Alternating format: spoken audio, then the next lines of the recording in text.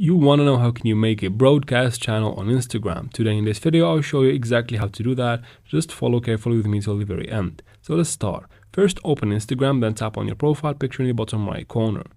Now tap on the three lines in the top right corner and then go to settings. So tap on settings at the very top of this menu, then scroll all the way down to the bottom.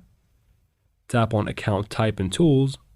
Tap on switch to professional account and then carry on and switch into a professional account.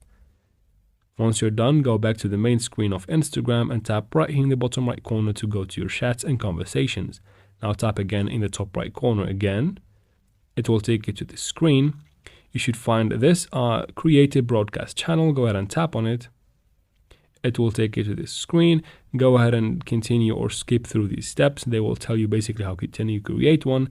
And then the final step, you should go ahead and type in your name of the channel and some information like the audience and all that, and you should be good to go. And that is it for this video, guys. I hope it was useful. Please like and comment down below.